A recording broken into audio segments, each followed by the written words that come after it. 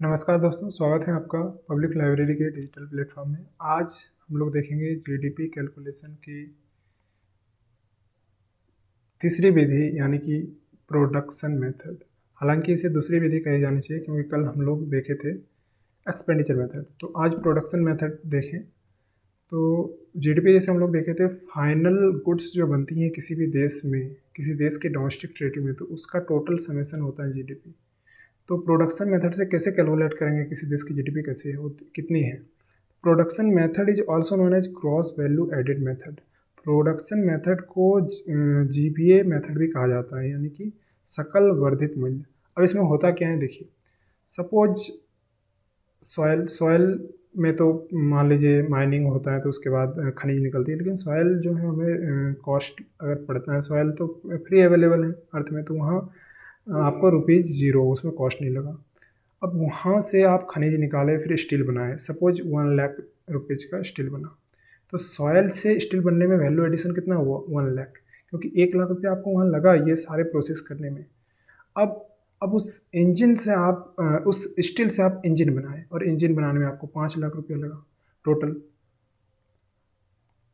तो टोटल 5 लाख अभी मतलब उसका प्राइस हो गया। आप इसको ऐसे समझिए कि प्राइस मतलब सॉयल का प्राइस 0 था, अब स्टील का प्राइस 1 लाख हो गया यहाँ टोटल स्टील बनने के बाद। अब इंजन हो गया 5 लाख, तो इंजन तो उसी स्टील से ही बना ना, तो वो इंजन 5 लाख का है। अब उसी इंजन से ट्रैक्टर बना और वो ट्रैक्टर हो गया 10 लाख का। तो आप यहाँ देखिए कि सॉयल से जब स्टील बना तो स्टील तब वैल्यू एडिशन 1 लाख का हुआ। अब स्टील से जब इंजन बना तो वो वैल्यू एडिशन 4 लाख का हुआ, क्योंकि स्टील तो ऑलरेडी 1 लाख का है। अब इंजन 5 लाख का हो तो 4 लाख एडिशन हो गया। फिर ट्रैक्टर जो बना वो फाइनली 10 लाख का, तो वो इंजन से ट्रैक्टर बना तो इंजन से कितना बढ़ा? वो 5, तो इससे कितना एडिशन हुआ? 5 वैल्यू एडिशन। तो टोटल जितना वैल्यू एडिशन होगी ना, इसको समेशन कर लेंगे, इसको बोलते हैं GVA, क्रॉस वैल्यू एडेड। और अगर हम लोग टोटल यहाँ फाइनल टोटल सिलेक्शन करने जाए तो टोटल सम करने जाए तो soil 0, steel 1 lakh, engine 5 lakh, tractor 10 lakh. तो ये टोटल अगर देखिएगा, टोटल सेल्स इंजन का भी कहीं सेल हुआ होगा, स्टील का भी सेल हुआ, ट्रैक्टर का भी, तो टोटल 16 लाख सेल हुआ। लेकिन इसमें से जो इंटरमीडिएटरी गुड्स से मतलब मध्यस्थता वाली जो वस्तुएं हैं उसको आपको हटाना होगा, स्टील और इंजन को, क्योंकि फाइनली आपको ट्रैक्टर को ही देखना है क्योंकि वो फाइनल प्रोडक्ट्स होता है। हम लोग जीडीपी क्या देखते हैं? GDP is the total value of final goods. तो फाइनल आपका ट्रैक्टर है, ये सारे चीज़ को यहाँ माइनस करना होगा, इसीलिए intermediary goods total 5 lakh plus 1 lakh 6 lakh हुआ।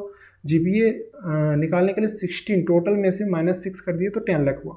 तो ये हो गया ग्रॉस वैल्यू एडेड। अब ग्रॉस वैल्यू एडेड, अब इसमें से आप टैक्स लगाइए। ये ट्रैक्टर, अब ट्रैक्टर में भी कोई ना कोई टैक्स तो जरूर होगा क्योंकि इसमें कैपिटल गेंस टैक्स लगता है, उसके साथ साथ इसको परचेज कीजिएगा तो जीएसटी एंड जो भी डायरेक्ट इनडायरेक्ट टैक्स लगता है, तो उस टैक्स को गवर्नमेंट के द्वारा जो लगाया जाता है उसको ऐड कीजिए।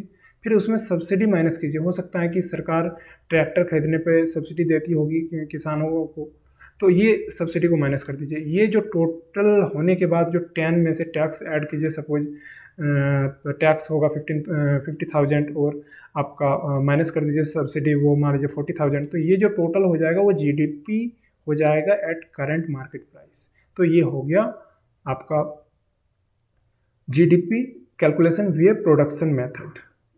तो ये चीज़ हो गया, और इसको जब बेस ईयर से एडजस्ट करेंगे तो ये कांस्टेंट मार्केट प्राइस पे जीडीपी हो जाएगा। वही चीज़ यहाँ लिखा हुआ है कि आपको टोटल प्रोडक्शन 1, 5, 10, तो टोटल फाइनल गुड 16 लाख हो गया। यहाँ पर इंटरमीडिएट को 1, 5, ये 6 लाख हो गया। अब वैल्यू एडिशन में कितना? यहाँ 1 लाख हो गया, यहाँ 4 लाख, यहाँ 5 लाख।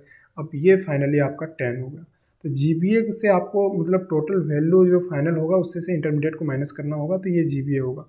अब जीबीए हर एक सेक्टर के लिए निकलता है, मतलब एग्रीकल्चर के लिए हो गया, इंडस्ट्री के लिए हो गया, हर एक सेक्टर के लिए जीबीए निकलता है। तो ये हो गया GDP calculation with production method. That's all.